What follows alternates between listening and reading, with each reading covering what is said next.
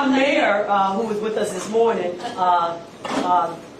Eddie Melton, he was running for another office or exploring another office, and so he came here and turned my office into Eddie Melton Central, right? They had him in the back room, nobody could speak to him, so and he was, suited up for the job he was running for, and so Frank Mrvan walked in. I didn't know who he was. He was looking like Eddie's twin, only Eddie was black, he was white. He was suited up for the job, and so he was looking for Eddie. So I said, well, they said nobody can disturb Eddie. So he said, okay. So he stepped in the back, which Yvonne, my vice president, knows we don't let anybody back there, right, Yvonne? That's where all the secrets are. And so he just stepped back there on his own, and I did not know who he was. And we have a staff assistant who's been with AFT for 50 years. Nobody goes into her office. She's retired, but she's been here for 50 years. And so he went into her office. I'm like, nobody goes in there.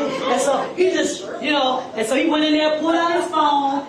He was making arrangements for his daughter's piano lessons or something like that. I'm like, what is this guy? And so I was impressed there. And then in 2019, we went down to the State House fighting this bill. My sister Jennifer was very instrumental in letting AFT use some space after we got through our rally. And Frank called me. Well, first of all, when he introduced Eddie, he thanked me and called me by my right name. I didn't even know who he was. He said GlenEva. Because a lot of people mess up my name, call me a lot of different stuff. And so I was like, who is he? I'm still trying to figure it out. So he asked me, could he come with me up on stage in Indianapolis for this fight? And I'm like, I guess so. And so then I still know who he is. Then when I get there, some of my members that came to Indianapolis on buses told me that he had met them at the bus and he provided them with sandwiches and water and things like that. And that's when I got to know him.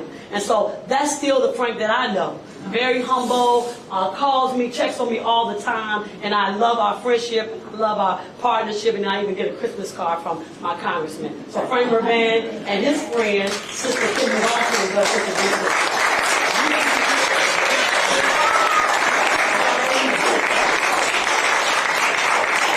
Thank you very much. I appreciate that introduction. Only simply... Wait a minute, excuse me. Kimberly will introduce you. I was just telling my story.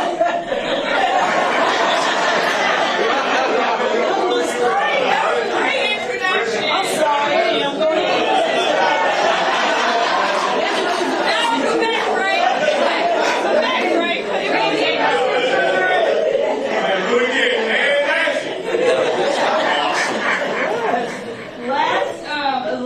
There was a horrible commercial, but it had such a cute little ring when he kept saying, thanks, Frank. Thanks, Frank, but we didn't really like it out loud. Every time, so I used to tease him all the time and say, thanks, Frank. And he was like, give me the scowl, but really, Frank, we do owe you a debt of thanks for everything. Frank is a friend indeed. He's been my mentor and friend for a very long time now. But he is definitely a friend of Gary, a friend to Lake County, a friend of Porter County, a friend of LaPorte County. And we want to keep him there because we need friends like that, right? That bring us money, that get us programs, that support us in every way. And he will definitely be a friend of President Kamala Harris. So, with that being said, I introduced to some, and to others who already know him, my friend, Frank. Thank you.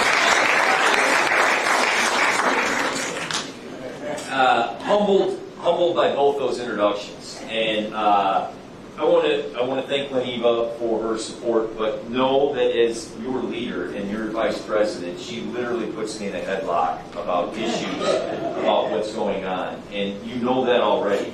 But that type of stakeholder, and that's someone who not only walks the walk, but believes in what she does every single day, and ends every sentence with, it's for the children.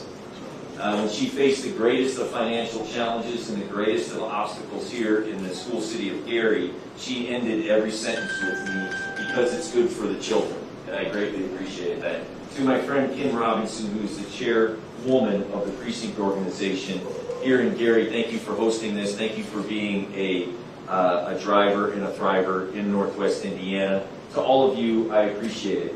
Very simply put, I would not be a member of Congress if it wasn't for the American Federation of Teachers. You were one of the unions that supported me. And I thank you for that.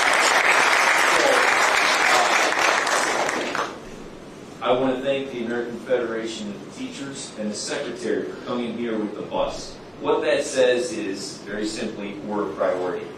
And when Jennifer McCormick speaks, the American Federation of Teachers are here because how important education is, not only for our future, for our children, but for our economy in Northwest Indiana. You can't bring big projects to Northwest Indiana, new employers, unless you have an educated workforce. And teachers, my sister's a teacher in Hammond, in Blue. She's the teacher that all of you are. She'll give the shirt off her back. She makes sure kids have mittens and hats and lunches. And that is part of, our family as far as caring for our future. And it's so vitally important for me as a member of Congress to make sure, simply put, I have your back. And it is broad range, just making sure you have the ability to collectively bargain. And I protect unions with the PRO Act and do things that make a difference to support you. And then on a state level, to be aware of what's going on. I remember how a librarian, Ms. Ritz, beat Tony Bennett by the power of you all. Had it not been for all of you to stand up and say enough is enough for blaming educators for every issue in the state of Indiana, you had that collective impact in the community. And I just can't say enough on how important it is for us to understand what is going on in our country. And I will be brief and to the point. Project 2025 is real, and it impacts our nation, and it impacts education. Please look it up. 3 things. They want to eliminate the Department of Education. First and foremost, that does not seamlessly happen without major funding. That's the ultimate goal. Major funding no longer coming into public education. Number 2, it eliminates Title I. So our most vulnerable students, again, are being targeted. It also eliminates Head Start. So again, throw science and data out the window as if you start children early on, you get greater outcomes. That's not important to them. And there are only a few stopgaps that stop that from happening. A majority in the U.S. House of Representatives, and humbly, us winning this seat right here in Northwest Indiana. And so I need your help. Not because of the title, or not because of what it will do for me, but I need your help because what we believe in. Giving every opportunity to children, making sure we're inclusive, making sure that we remove barriers are things that we believe in. So if you could knock on a door or make a call, the most impactful thing my sister has done for me and my father, she teaches in Hammond, I'm going to be specific, in the 1st District, she allows us to send a letter that says, from the desk of Francis McCrovich to the households. And people come to the polls on that day and they're like, you taught my son who's 30 years old, I'm voting for you because your sister supported me. I could have changed the world, but until my sister, a teacher, said to that person in that house, this is my brother or this is my father, literally person after person after person who came to the polls said, your sister who's a teacher impacted my family, therefore I can vote for you. Know your power. Know your superpower. It's your connectivity to the community that makes a difference. So with that, the federal level, the state level, the local level, all impacts education, children, and teachers. There is no more vital election currently than our governor's race on education. Jennifer McCormick has been on the front lines from the very beginning. So much so, and I mean this respectfully, she changed her party to make a difference. Let that soak in. She changed her party to make a difference because she felt compelled to hear her voice, compelled to help teachers, compelled to help children reach their full capacity and opportunities. So this is more than a rally with good speeches. It is a call to action. And what teachers know about knowledge is powerful, but so is a call to action. I'm humbly here asking you to use your power, to knock on every door, to ring friend bank. Use your own cell phone. Don't leave home. Call your friends. Do what you can to make an impact on this election, because it, of course, is meaningful, but it impacts all of you. And so I'm Frank Mrvan. I'm honored to be here. I thank, again, Kim, I thank GlenEva for your leadership, and I thank Secretary Ingram for making the trip and making Northwest Indiana a priority. And I thank Hank, because he's always nice to me.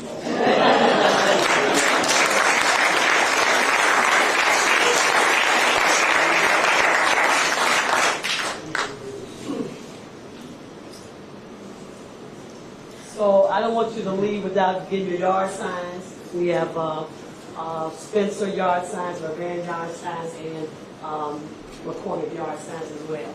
So don't leave without those. I want to shout out 519, my brothers and sisters from Anderson.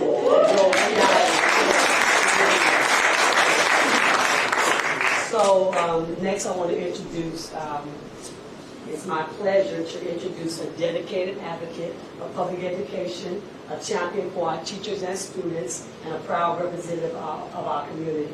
Mr. Mark Spencer has served as a Gary City Councilman at Large and is the Director of Performing Arts for the Gary Community School Corporation, where he has empowered countless young people through the arts. Now as a Democratic nominee for Indiana State Senate District 3, Mark is committed to fighting for equitable funding for public schools, supporting teachers, and creating opportunities for all Hoosiers. Please join me in welcoming my friend, my brother, Mark Spencer.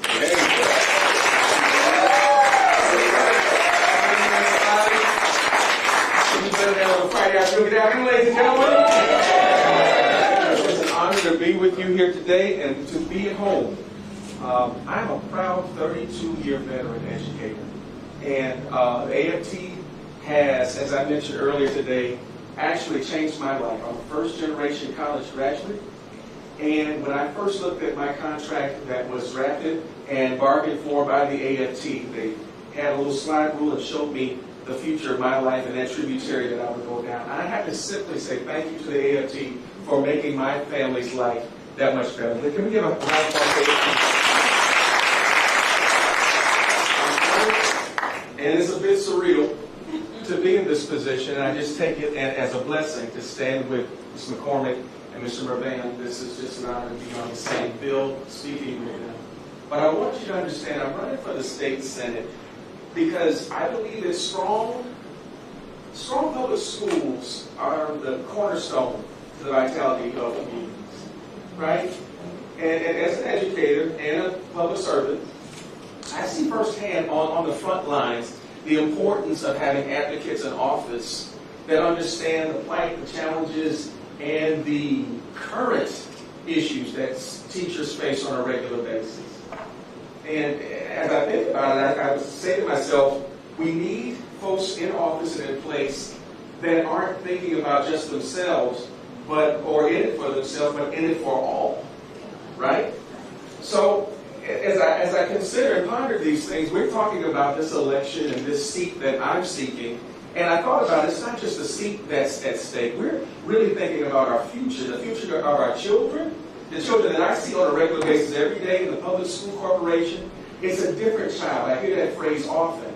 And again, seeing things since 1992, I've seen everything from No Child Left Behind and what some consider best practices. As educators, we've been through an awful lot. Some of those actual occurrences prompted me to be in the position that I'm in today. So when we think about those offices that we want to take and what we want to earn, we think more so about ourselves as individuals, but we do think more so about what is more important for our community, our kids, and the group of individuals that are coming in the future. So I close with this by saying to you that I've been a lifelong supporter of public education and our teachers. And I'm more than prepared and ready to fight at the state level for those endeavors that are of current concern to this office and to the schools that we represent on a regular basis. Folks, I just want to say in closing that your power is within your vote. And I'm learning that more and more this last 24-month period of my life. Your vote is your power. Let's use it to the max by talking to our friends and family. I challenge you to at least write down a list of 10 individuals and support them and get them to the polls and make sure that we have that support for them. And I thank you so much for the opportunity.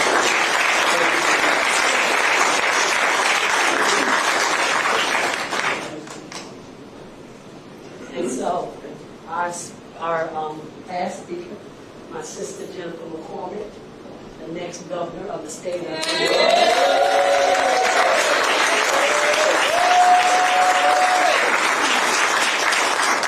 Jennifer will be introduced by Melanie Wright.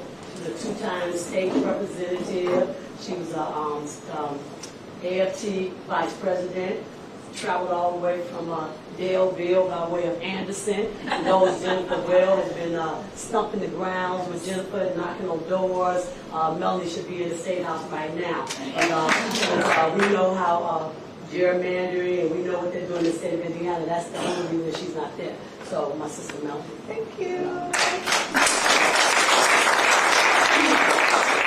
Good afternoon, everyone. I want to start off, I can actually just tell about how when Jennifer and I were both at the State House, we would get behind closed doors and go, what is going on here? We were just trying to help kids, and there's this political chess game. But I want to forward fast a little bit. So yesterday, I was asked by a contributing, a journalist with the Indianapolis Business Journal.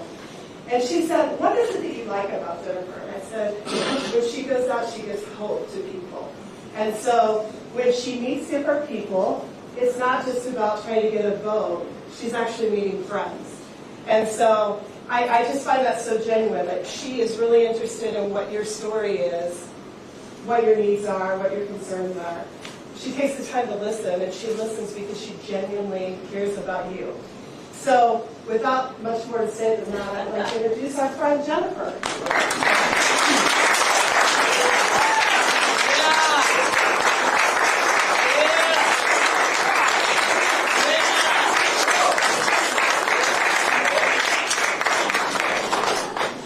I am Jennifer McCormick, and I am going to be your next governor. I have so many thank yous. So thank you, Secretary, for bringing the bus to Gary, Indiana, to where a lot of this started for Congressman Mrvan and for myself. Thank you, thank you, thank you. It also shows that you are committed to all states, and you don't take anybody for granted, but you also don't forget us, because we're here working hard in the state of Indiana. It says so much about you, so thank you. I did talk to Randy today, and she sent her support and commitment to all of us here in Indiana, and so, you know, give that back to her, that she is in our hearts and our prayers right now, and we've got her back, and we're going to win this. GlenEva has been nails forever. And GlenEva's one of those people that when we're getting it right, she's like, good job, and when we're not, she's like, we need to talk. And I think that's how we get better, right? That's how we all grow. And Mr. Carter, thank you for everything you've done for this area and your support. Thank you, thank you, thank you. Congressman Mrvan, who will win, honestly, I love it when he's doing interviews, or when they're talking about him or talking to him, or when they're doing the address and they kind of hone in on him, because he represents us so well. And there's so much crazy in D.C. right now that I'm like, oh, thank God he's representing us so well. So thank you for that. Thank you for being a calm, collective, common sense voice for us, and we need you back there. You're going to get back there. Sally Sloan has been an amazing friend to all of us at the State House for a long time. So Sally, thank you for all you do as well. That's not possible. Melanie Wright will be back at the State House. I just got to get elected here real soon, and then she will be back. But to all of you who are here, we're going to get this done. We know we're going to have the first female president of the United States. And we know we're going to have the first female governor of the state of Indiana. And why are we so confident in that? And why are we so confident that Congressman Mrvan's Mark, you're going to win. And why are we so confident in this? Because it is common sense that we need a governor, a congressman, senators, House members, regardless of what those positions are, down to that local school board who will fight for our kids, who will fight for our educators, who will fight for our families and our communities, and who will give us hope for Indiana. We are not going back, right? We are not going back. We have 20 years. They had their time. They had their opportunity. They had a supermajority. They had their moment. And look where we are. We're 41st in the state in educational attainment. We're 47th in quality of life. We're 47th in this and that. I mean, the list goes on. I mean, it's not good. It is not good. Now, I always say give credit where credit's due. We've done some good things in business development for our economy, and in this area has benefited. We got to continue that. But we can't continue that and forget about the people. Our economic plan says, yes, let's be business friendly and continue what's worked well, but we have got to take care of the people who are here. We've got to take care of our workforce. We've got to lift up our unions so our middle class is stronger. We've got to take care of our youngest of young who are here and yet to be here. We have got to take care of our workforce along with our small business.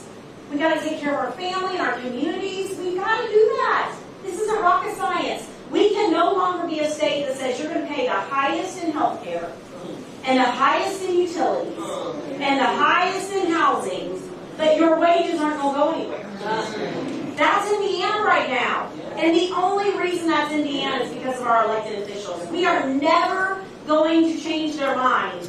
We have to change the people. We have to change the people.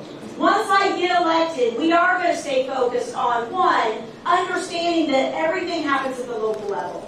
That's the boots on the ground. That's where the education happens. That's where healthcare happens. That's where our workforce happens. Our local level has to be empowered, but they have to have support. And it's not about control and command. It's not. Gary's been through control and command from the state of Indiana. It doesn't work well. No. It should be about support and guide and be thoughtful about getting resources where they need to go. It's about making sure we are listening to our local elected officials and giving them what they need. It's about being a good partner with the federal government, the state government, and the local government. We can't do that unless we change the people. We cannot do that unless we change the people. We are third in the nation in infant mortality. We are third in the nation in maternal mortality. And a lot of that is right here in Northwest Indiana. A lot of that is happening in Anderson, Indiana. A lot of that is happening in our areas that have some of the most economic development that has opportunity, but we feel some of the most stressors in some of those areas. It doesn't happen by accident. But we can change this. We can change this. We are either going to elect a governor who right now is telling people that I am overly concerned with gas stoves. Here's the thing. I don't care what kind of stove you use. I don't care. We have bigger issues than that. And I will tell you what kind of person fabricates an ad, the entire ad, and then doesn't take it down when he's caught. What kind of person is on a ticket that is now calling me the Jezebel spirit and that our policies are made of witchcraft? Who does that? I mean, I was an elementary principal, and I dealt with 10-year-olds that did stuff like that. I don't want someone who's running for governor to do that. We deserve better than that. That ticket is now comparing vaccines, which is critical to your area, to rape. Think about what we're up against. We have a choice. It's going to be extremism, and he's not going to stop. They're not going to get elected and then stop in Indiana. That's why Indiana is so important, because we've got to stop the extremism at that state and local level. We have to stop it here.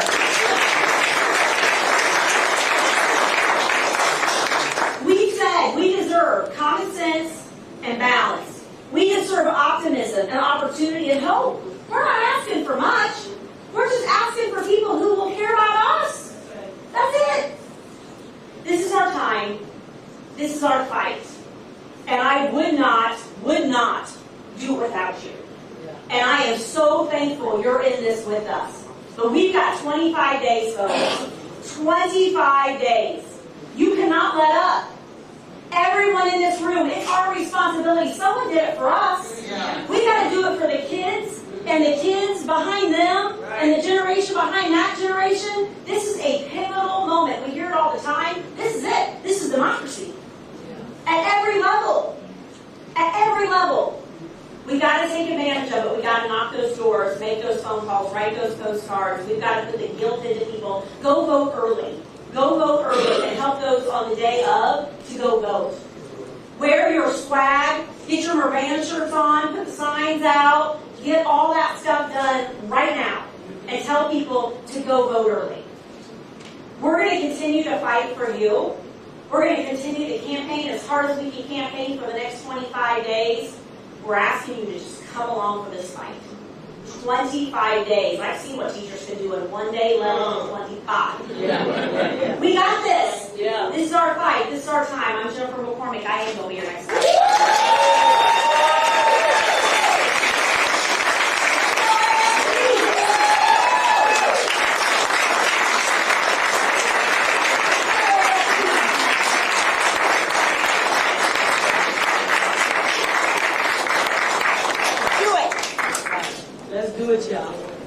Let's go. Yeah.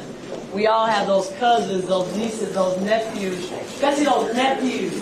They're talking about their voting the other way. We need to call them up, take them out to dinner, take them out to lunch. We need to do whatever we need to do. So now our Secretary-Treasurer is going to come and close us out. Fed Ingram, who's up there. Secretary-Treasurer of AFT. How's everybody? All right? We got elections to win? Listen. I am going to really be quick because I think what was already stated is what needed to be said, right? You all have heard the charge. You know what the value system is, and you know what time it is. I want to step back just for a second. I'm going to take 3 minutes. I want to talk about the Gary Teachers Union. That because you all need to know, for those who don't know, the importance of this union to the AFT. The AFT has over 3,500 locals. Largely, we are numerical, right? And so when you come into the AFT, you are assigned a number, okay? For those who don't know, Gary Teachers Union is local number 4. Local number 4, okay? So this is one of our legacy locals, and it is always going to be important to the AFT because in the very, very beginning, it was important for us to organize here in Gary, Indiana, right? We have local number 1, which is Chicago. Local number 2 is New York City. Local number 3 is Philadelphia. And right here in Gary, Indiana is local number 2. Okay? So you all need to know that. You all stand on the shoulders of giants. You help the 1.8 million people that we represent started right here in little old Gary. And I appreciate that. And I never forget that I'm the treasurer. Randy's the president, I'm the treasurer. So we work together and make it happen so we will never forget Gary, Indiana. Because what you have done for the AFT at large is going to always be very important for us. And we need to make sure and push that forward. With that said, let me say this about your leadership, GlenEva, your executive board, your vice presidents, your building reps. It is always awesome to thank the people who volunteer every day. Because that's what it is. It's a thankless job to be in a union sometimes. Sometimes, you know, when I was a building rep, I would go in the principal's office, you know, walking tall because, you know, everybody's got this issue and we got to go to the principal and we got to do it. And then I turn around sometimes I'm thinking, where are all the people? What happened here? Wait a minute. You know, turn around 2 or 3 times. I thought you all told me this was an issue. Yeah, we want you to go handle it. You know, and I understand that. And so on every level, when she has to go and stare down the governor, when she has to go and stare down representatives and senators, when Randy has to go and stare down whoever the president is, the Congress folks, the Senate folks, she has been sitting, she has been standing, she has been shouting, she has been at congressional trials on behalf of all of us trying to make this better. But my question is always, when did the teachers become the enemy?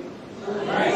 When did the teachers become the enemy? First of all, I'm going to talk to you as a father. I give my prized possession to teachers every day for 8 hours a day. I said, here, the best that I have at home. If I had another little Johnny at home, I'd give you that one. But I'm giving you the best one that I have. And I want you to work your magic with this young man. I want you to teach them some math, teach them some science, teach them some social studies, teach them how to get along with his fellow woman and fellow man. That's what I do with my public schools.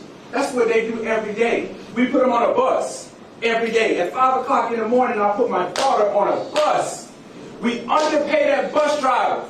We expect that bus driver at 4 a.m. in the morning to kick the tires, pull the seatbelt, make sure that they stop at every stop sign, and we underpay them, and we undervalue them, and we underrespect them. And we put our prized possession on that bus. That's where it starts. And then, after they get off the bus, guess where they go? They back up into the cafeteria, free lunch, right? Free lunch. And then you have the lunch lady who is underpaid, disrespected, who does not have any respect at the school, and she sees that hungry kid. And she says, here, kid, take that. Eat that, because it's going to be good for first period. And then that kid goes on to first period. That teacher has been up since 5 o'clock in the morning getting her own kids together, getting her own life together, taking care of her aging parent before she leaves, making sure she signed off on her student loans and put the check in the mail. Goes into that school at 7 o'clock, does bus duty first. Might go to a faculty meeting before that. Then go to the subject area meeting. And then greets kids. And we expect that teacher to do everything that they're supposed to do when they're supposed to do it for every kid. And guess what? In large part, they do. Every single day. Being undercut, being undervalued, being underpaid, being under-resourced. And then we get politicians out there, not the ones in here. We get politicians out there who sing this song. Yeah, you guys are important, but we're going to do this to you. We're going to teach you, we're going to tell you what to do, when to do it from the ivory tower. We're going to develop a curriculum that we know you can't teach, because we're not going to give you the time to teach it because you got to get to this test. We're going to give you more students than we know you can handle. All the best practices say, give me smaller class sizes and I can work magic. But you won't do that for me. We have an exodus of teachers all across America. Teachers are putting the keys on the desk saying you can have this job. And nobody is giving that any time of day to say, you know what, we got a problem here, let's fix this. Let's get our best and brightest kids in our colleges and universities. Schools of education are closing down every day because the young people won't go into teaching. More and more people are using this as a second-tier job, as a backup plan. But this is the most noble profession in the world. And it is. And it is. But in America, we've got to do something about that. Because the cornerstone of our democracy, Jennifer, as you know, is in our classrooms. It's where you get hope and opportunity. It's where you make the block better. It's where you make the community better. It's where everything happens. Middle school teachers out there ought to be paid $1 million. Everything happens in middle school. Physically, socially, emotionally. And we know it. And then they go to high school. And guess what happens in high school? Parents get a little busy.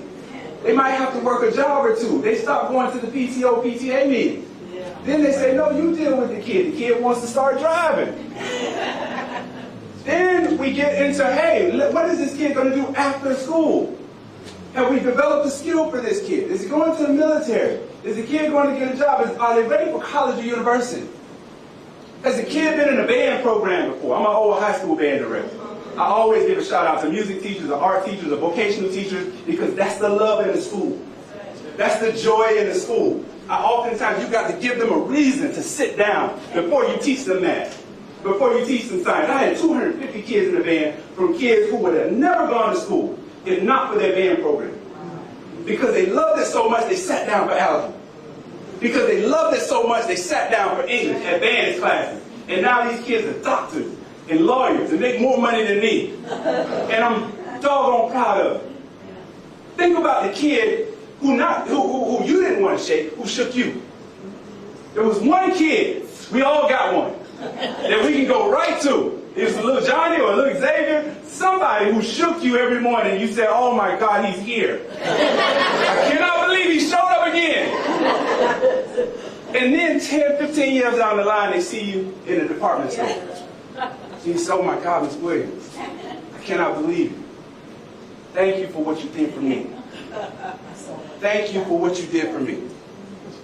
I'm a lawyer now. I'm married. I got 3 kids. I own my own business. And I want you to stop by because you literally saved my life. Every statistic in America says I shouldn't be here today. That kid was me. I'm the hellraiser. I wanted to rap and play basketball. That's what I wanted to do. And I end up rapping, talking to you. But that's the story of public education. And public education is the story of America. Because if I ask you, I did this earlier, how many of you all went to public school? Jennifer, public schools still work. We cannot believe the lie that they tell us every day. It works in spite of what they do. It is the hope. It's the opportunity. It's the value system of who we are, whether you're white or black or Hispanic, whether you're male or female. It's if you learn just a little bit more than what the person knows behind you and try really hard and give it your best effort. Man, you can do anything that you want to do. That's what we teach in our public schools. And so why politics? Jennifer, I said this earlier. Teachers did not go looking for politics. Politics came looking for us. We want to teach. I went to a school of education, not to a school of politics. I never wanted to get into politics. Listen, I was always going to be a union member because my parents were always union. But listen, I was happy teaching my little kids, waving my little baton, I was doing the thing, doing a little baroque, doing a little renaissance, doing my thing. I was happy. Until the principal said, hey, we want you to teach math. And hey, you got to help us with reading. And I'm all about helping everybody. I went to school for music. You want me to commit a criminal act by teaching college? I won't do that, and I can't do that. And so I've got to have some rights here. And there's got to be a value system here. And I got certified in music. And my kids love this class, but now I got an hour and 15 minutes with them, and I'm spending 20 minutes with them in music. Something is wrong with that picture. And that's worth fighting for. These elections are worth fighting for. So we came by to tell you that there's some joy out there. Forget that. Now listen, let me just paint this picture for you. Truth and trust. This is not a truth election. There are a lot of lies being told out there. There's a lot of miseducation going on out there. This is about trust. People trust you. People trust you. Truth and trust are 2 different things. They trust you as a valued messenger. You have family members that you can call, some cousins who sit around. Say, Jeffro, look here, man. We need you. You got to go vote. Man, I'm not voting. No, let's have this conversation. Those are the conversations that you can have. Those are the conversations. You can go to church and talk to the deaconesses and talk to the deacons and make sure that people get to vote. We've got to have these conversations. It's not going to be the air war. It's not going to be what you see on TV. It's going to be those quiet moments that you have with your best friend from high school. With your cousin who lives down the street, with the neighbor next door, with the aging lady across the street. Help them get to the polls. That's what we need. That's how Jennifer's going to win. That's how Frank's going to win. That's how Mark is going to win. That's what we need. If we love these folks because they care about our values and we love our children and we love our profession, then we will work and run what they say in athletics through the tape. You run through the tape. We cannot get weary. We cannot get faint. And so I came to kind of tie all of this together simply because progress is possible, but it is not guaranteed. You have to work for it every day. I am an example of what can happen in public schools. My parents never went to college. I'm 1 generation removed from illiteracy. My grandmother had a 3rd grade education. Not because she wasn't smart enough, because she didn't have the opportunity. And the hope was gone from the community. We can build that hope back into every sector of society. Doesn't matter if you're in rural Anderson. Doesn't matter if you're in the big city in Chicago. Doesn't matter if you're down south in Miami. Doesn't matter if you're in Los Angeles. We can build the hope through our schools if we build the right politics and value systems and get the right people in place. I'm voting for Kamala Harris. I'm voting for